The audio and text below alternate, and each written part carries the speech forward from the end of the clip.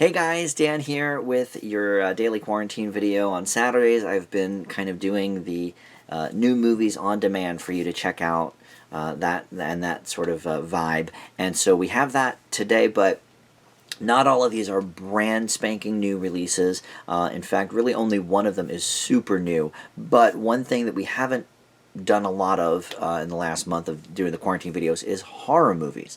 And there have been a handful that came out early this year in theaters that are now all available on demand and coming soon to DVD as well. Fantasy Island is the most recent. That was just put up yesterday on demand, and you can get the DVD for that in May. But The Grudge, The Turning, and Brahms The Boy 2 are all already out on demand. Some of them are out on DVD already as well.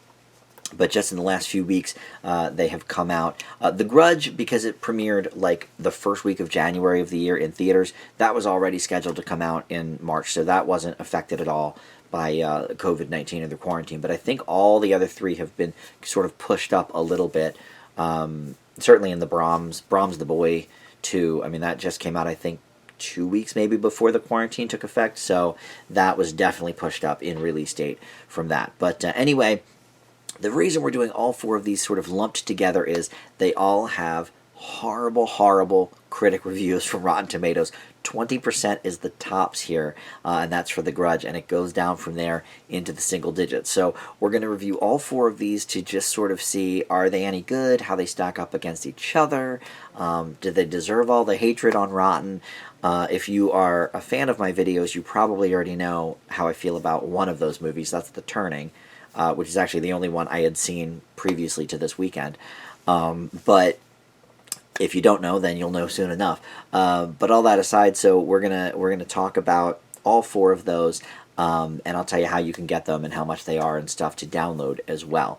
We'll actually do Fantasy Island last, even though that's the newest one, because we're gonna go in order of their tomato score on Rotten Tomatoes. So let's get to it. First up is The Grudge. Like I said, this came out in theaters in January, so it's been out already on demand. You can rent it for $4.99 or buy it for $14.99, and then it's also on DVD and Blu-ray as well. It's got a 20% on Rotten Tomatoes, which, like I said, is the best actually of all four of these movies.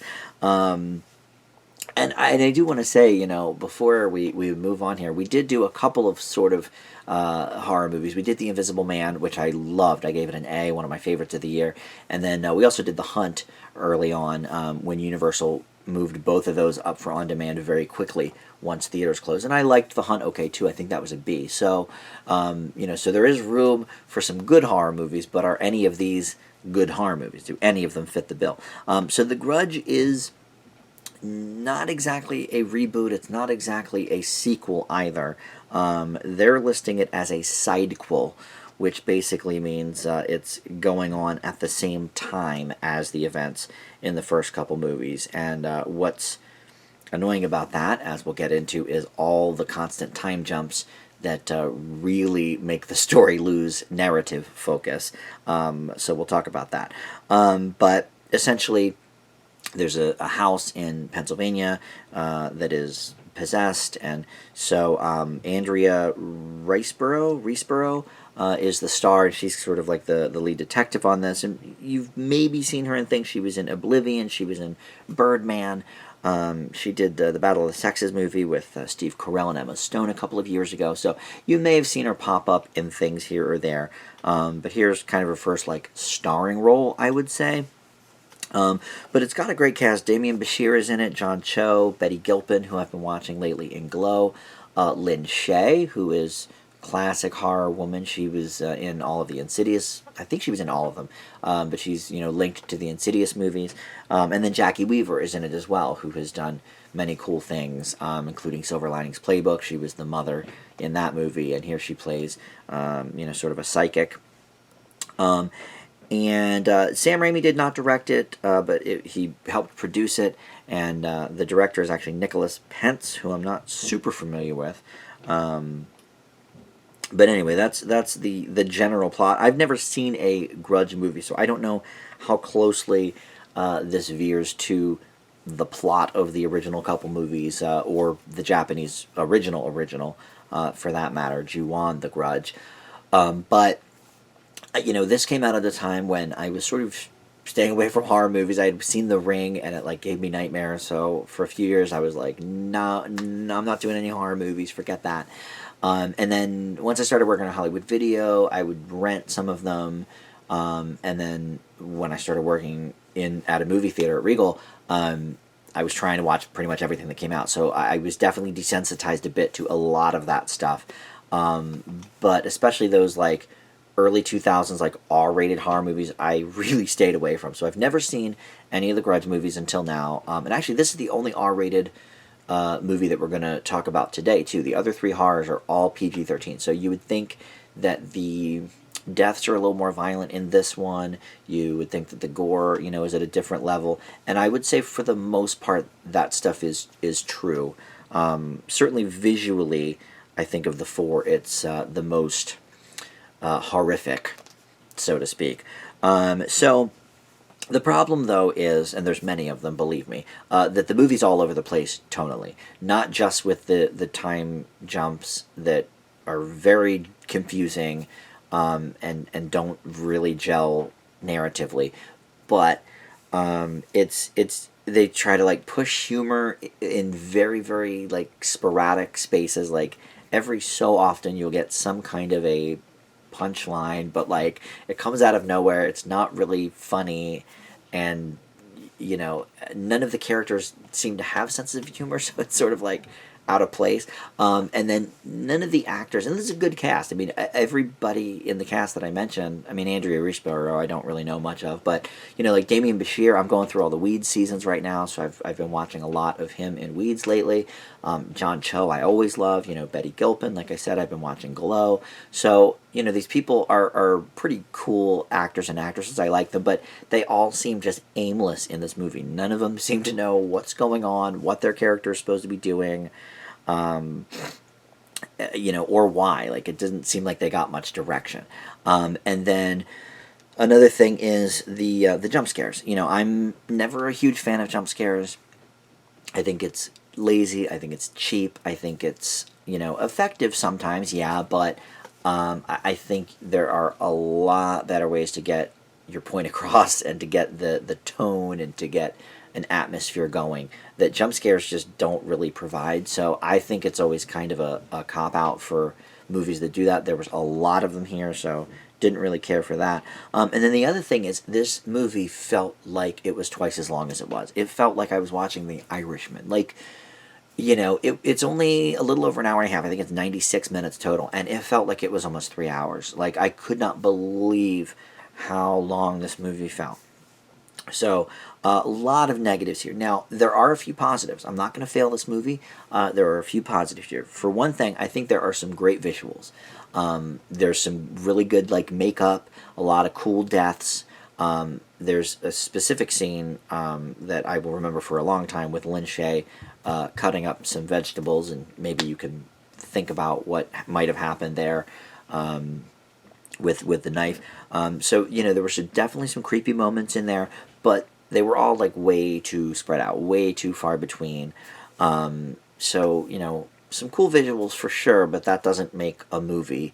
It might keep a movie from getting an F, though, and it does in this case. I leave The Grudge with a D. I thought it was very, very poor quality, but, it visually it was kind of cool, but I only, of the whole 96 minutes, maybe 2 minutes were, cool visuals. So, next we're going to talk about The Turning. If you've, listened to a lot of my videos in the last month or so, you probably know my thoughts already on The Turning, at least to some degree. But this has a 12% right now on Rotten Tomatoes, so we're going down on the scale. This is out now on digital for $19.99. You can buy it, or it comes out on Tuesday on DVD and Blu-ray, so you can buy it there as well. This is, taken from the classic novel Turn of the Screw. I forget who that's by. Henry James, yeah. And so essentially, this version of the story follows a young governess in the 1990s. She is hired to watch over two children after their parents die. It's a girl and a boy. The girl is, I don't know, maybe 10 or 11. The boy is about 15, I would say, 15, maybe 16.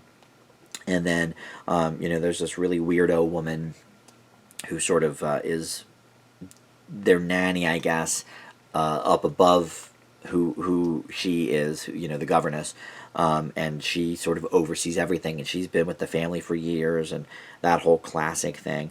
And so, the cast is not as stellar as The Grudge for sure. Mackenzie Davis plays the main woman, Kate Mandel. Finn Wolfhard is the boy Miles, so you might know him from Stranger Things. And then Brooklyn Prince is the girl Flora, who I just reviewed in something on, I think it was Amazon, a TV show called Home Before Dark, or maybe that was Apple Plus. I think it was Apple Plus, yeah. But she was in a great movie called The Florida Project about 2 years ago as well. So that's the basic premise of this. And again, like I said, all these other ones are PG-13, so the scares are going to be a little bit tamped down. But what's cool about a PG-13 horror is you can really get surrounded in the atmosphere. And I think of, some of my favorite horror movies are PG-13. Like The Others, I always think is really cool. And this has a very Others type vibe to it. You could see, like, okay, yes, they got the inspiration for Turn of the Screw, but I think there's also a lot of, like, Others things going on here, that Nicole Kidman movie, which, by the way, is so good, and the ending is great, but this is nothing like that. First of all, the jump scares, is off the charts, like, lots of jump scares here, and it's, an erratic story overall. And there's some okay performances. The little girl is great, Brooklyn Prince. Mackenzie Davis is good. Finn Wolfhard is a brat. His whole character is unlikable. I don't actually think this kid has a lot of range. I mean, God bless him. Stranger Things is good. I've only seen the first season, to be fair, but he doesn't have a lot of range. Like, it doesn't seem like he can do a whole lot. I've seen him in several things now, and I don't know. He never really impresses me, and this character is not doing him any favors, because you instantly dislike the character, and he just doesn't really give it that much gusto to begin with. And then the editing is also, kind of bad. There's a lot of, like, real dark scenes, and you can't really tell what's happening, and then a jump scare, and then you turn around and see the thing, and it's like, okay.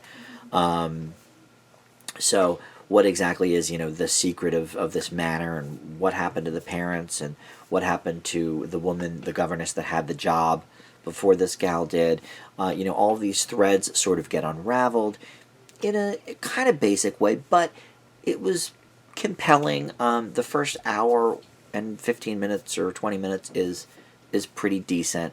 There's some interesting things going on. Aside from all the jump scares, the story itself is intriguing. But the problem is the ending, the last 8 to 10 minutes, is so stupid, confusing, nonsensical, and abrupt. It just, like, the movie just ends. And I was just like, wait, what? Well, that wasn't a complete movie. Like, what? None of that made sense. Why did that happen? And why are the credits already rolling when there's more things to be told in this story? And, I go back and forth on whether a bad ending ruins a movie completely. Because I think in a lot of cases it does. I mean, if you're spending an hour and 45 minutes or 2 hours of your life watching this movie, and, it's pretty good, and you're into it maybe, and then the last, like, 10 minutes is horrible, even if you don't necessarily like the ending, that's okay. There's definitely been movies where I'm like, well, I wish it didn't end like this. I wish this character did this. That's okay, because that's at least a narrative choice. But when the narrative just stops abruptly, it just throws everything out the window, to me. I think, and this movie was, average at best until that. This wasn't in the quality of Invisible Man or Get Out or The Conjuring or a lot of these really, solid horror flicks in the last few years, or The Quiet Place. It was, probably a C+ or something. before that ending. But it just ruins everything. You're just like, well, why did I just waste my time watching this when you're not even going to come up with an ending? It did a disservice to the characters, to the actors, and really to the audience. It was like a big middle finger to the audience. Like, well, you sat through this, but why? What's the takeaway here? So the turning also gets a D from me. I just, if it was consistent all the way through, okay. The jump scares were too much to begin with. I'm not saying that they weren't, and there were some narrative issues, but for the most part, of the four, I think this one had the most interesting story, which makes sense because it's based on a classic. But you can't keep that momentum going if your ending sucks and you're leaving the audience saying, like, what just happened? That's never good. So that one gets a D. Moving next is Brahms, The Boy 2. This is at a hot 10% on Rotten Tomatoes. It is out now on digital. You can buy it for $9.99, so that's not bad. And then it comes out on DVD in about a month, May 19th. You can see that on DVD or Blu-ray. Again, this is one that got, the digital date got pushed up because of the quarantine and the theaters being closed. I'm not exactly sure when it came out on digital because it sort of missed my radar, but it's out now. So this is a sequel to the first movie, The Boy, which came out in, I think, 2016 or maybe even 15. I think it was 2016. And that was about a woman who gets hired as like a nanny for this quote-unquote boy, but it turns out it's this doll. But really, is he a doll? Oh my gosh, he's killing everybody.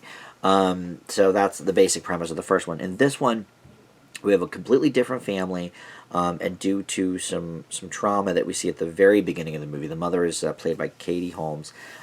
She gets attacked, and it renders her son basically mute because he is, suffering through PTSD of having to watch that transgression happen, with the break-in and his mom and everything. So, the boy is played by Christopher Coveney, and then the husband is played by Owen Yauman. So really, Katie Holmes is the only name you'll probably know in this movie. She plays the mom, Liza. But basically, they're on a walk in the woods, and the boy finds the doll buried, and then takes him home. And the same sort of stuff from the first movie kind of happens again. We realize Brahms is the kid's name, and he has some real issues, and is real life person, right? Typical doll comes to life story. I thought The Boy was okay. I looked back through my notes, and I turned out I gave it a C-, which looking back seems a little harsh because I didn't remember disliking it that much. I was thinking I gave it like a C+, B- kind of thing, but obviously it's a fairly average movie. If I gave it a C- originally, even if the grade is a little low in retrospect, I would have to watch it again to see, but I'm not going to do that. But this movie moves at a brisk 86 minutes. It is a quickie, but there are many negatives of this movie.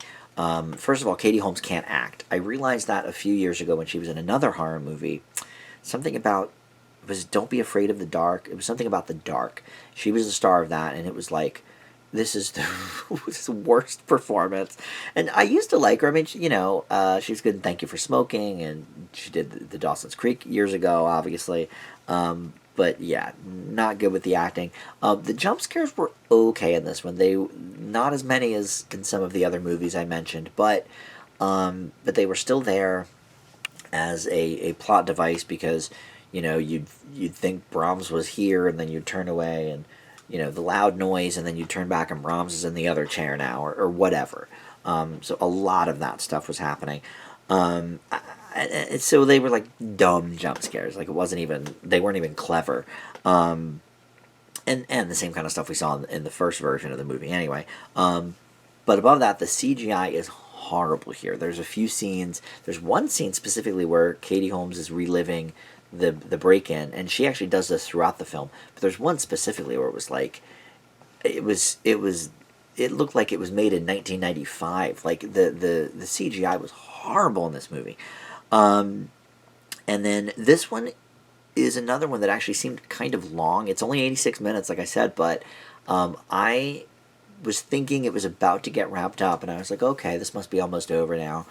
Clicked on the time on the TV, and it still had about 25 minutes left. And I was like, Jesus, this thing has not even gotten to an hour yet, and like I thought it was going to be over. It seemed to be kind of wrapped up, but then they had to do the classic ending scene, and they try and destroy the doll, and I don't do spoilers, so I guess I really shouldn't say too much. But this movie, of all four that we're reviewing today, is the most obvious in its everything. Its story, the scares, the deaths. I mean, everything is very, very by the book.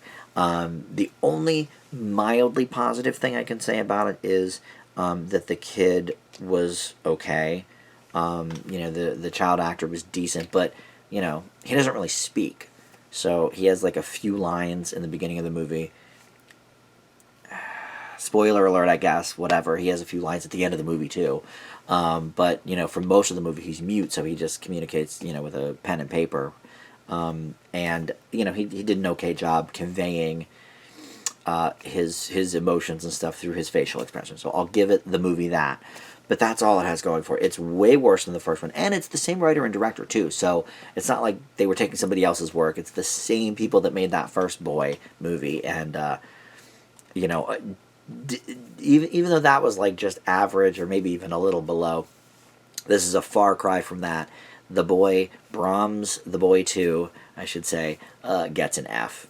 One of the worst of the year, easily. The first F I've given out, actually, this year. So... all right, so up next is Fantasy Island. This is at 7% on Rotten Tomatoes. So is it worse than Brahms the Boy? We're going to find out. This one came out just Friday on digital, and you can rent it, or maybe you can buy it for $14.99, and then it'll be out on DVD on May the 12th. This came out on Valentine's Day weekend, so, big weekend for movies. It was Sonic the Hedgehog. I think maybe one other movie came out this Valentine's, but, I think they were thinking people... especially because it's PG-13, people would, get together with their boo and check out a horror movie. I think The Photograph maybe was the third one that came out, which I still haven't seen yet. That's, I don't think, out yet on digital, so that might be coming next week or two in one of these reviews. But anyway, this is an update of the 70s TV show, where, that's the whole deplane kind of thing. Ricardo Montalban starred in it. I never saw it. I was too young to watch it when it was out, and I don't know, it just didn't rerun that much, so I never came around to it. But I know the concept, and I saw some of the 2002 or something. I forget, maybe it was late 90s even. They did an updated version on ABC on Saturday nights. I watched maybe like a couple of those. But in this version, this is from Blumhouse, who does a lot of really cool horror movies. Some junky ones, but mostly, when you see the Blumhouse name, although anymore they put their name on everything, so it's hard to tell. But when they first started a few years ago, this was a real, okay, good name in horror, So essentially, Michael Pena plays this character who runs this fantasy island. He plays Mr. Rourke. He's the keeper of Fantasy Island, as it's called. And basically, people can win a trip there and have their fantasies fulfilled. And that's essentially what the original show was about. Deplane was the people coming in and whatever. Now, I can't imagine that the original had so much sex and violence and murder in it. So this is obviously, sort of a sideways take on it. But how does it go? So it's horrible. It's funny, of the four, this is the one I was probably most looking forward to, just because, first of all, I'm always curious about old TV reboots, even if I never saw the original show. I'm such a TV fan and a TV history buff that, I know what things are. Like I never saw The Man from U.N.C.L.E. either, but I'm glad I got to see the movie. Same thing with like Mission Impossible. I never watched that old show, but obviously I love the Tom Cruise movies. So I was like, well, this looks interesting. I always sort of liked the concept of the show. So where are they going to take it? and they take it really nowhere interesting. First of all, it's definitely more of a thriller than a horror. I would say the other three movies we've talked about are all straight horror movies. This is definitely more of a thriller than a horror, I would say. So I'll get that out of the way first. But number one, most of the characters here are unlikable. It's basically three, maybe four, I guess, main stories, or main people that come to the island. I guess three really people come to the island, but then they learn things about different people that are already on the island. So, okay, I won't give too much away there, but so there's sort of three stories that converge by the end of the movie. But really, it's like part of the problem with the movie is there's none of the stories are A, engaging, B, none of the characters pretty much are likable. Maggie Q's character is the most likable, but they just she was boring. Like, they didn't do anything with her, so she was the only one I really even cared about. But right away, half of the people, I would say, especially like there's an Asian dude and a white dude who play like half brothers or step brothers or something, and I've seen them both in like different dumb comedies and kind of stuff. I hated them immediately. From the first scene, I was like, God, I hope they're the first ones to get killed. I hate them. They're so annoying, and that never wavered. Like, they were annoying the whole movie. So, you need to have some characters that are likable in a horror movie. You want somebody to survive this, you hope. So, yeah, they're either boring or unlikable. That's not cool. And then part of here's another movie where the tone is all over the place. Like, at some points they tried to make it like kind of a soap opera, like especially with Maggie Q's character, because she like wanted a family, but she wasn't really happy with the family that the island gave her, so she wanted to try again. And it was like this very, even the score, the music underneath is very like swooping and very like soap opera-y. And I was like, what is this the same movie? Like, I don't understand what this has to do with anything. So yeah, tonally it was like all over the place because of that. The island rules also make no sense. They go back. It's like, look, I love Lost. I love the show Lost, but it had a lot of plot holes, as we learned over 6 seasons. Here we get a hour and 50-minute movie or whatever it is, and the rules really, really don't make sense. In Lost, okay, fine. The rules didn't make sense because over 6 seasons things kept unraveling and sort of plot holes were here and there. But all right, in an hour 50-minute movie, you should have some tightness to your story and have the rules of your premise make a little more sense and that kind of thing.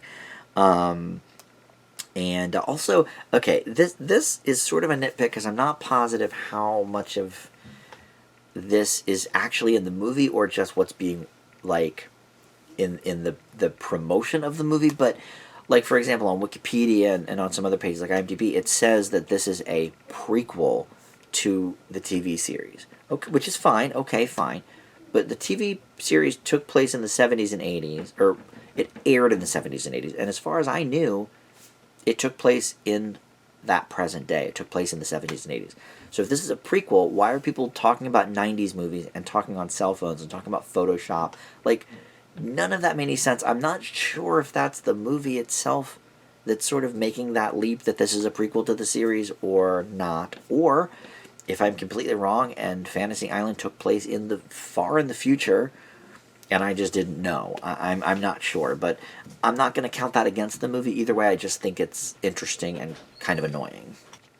So all in all, this is another F. I hate to do 2 Fs on the same show, and these are all very negative grades, I know, but it just was a horrible movie. There was nothing good about any of these. I mean, I would say of these, yeah, I mean, none of them are worth watching. I agree with pretty much all the grades on Rotten. I would say, yeah, Brahms and Fantasy Island are definitely the worst, so I can agree that they got the lowest scores, but yikes. If you want good horror, definitely check out Invisible Man. The Hunt was cool. And then, some other ones from last year. I mean, I liked Us. And then going back even further, Quiet Place is great. The Conjuring, from years and years ago. So I definitely don't hate horror, but early year horror is tough, because you're just kind of trying to get out product that, you rate PG-13 because you hope kids will see it. They want to be scared after Christmas, because Christmas you have to have all feel-good movies. So usually the January and February horror product does suck. So it's interesting to do it all the same day. But that's it. That's going to do it for this week's show. Thank you so much for watching. I don't know what we'll have coming up tomorrow or Monday.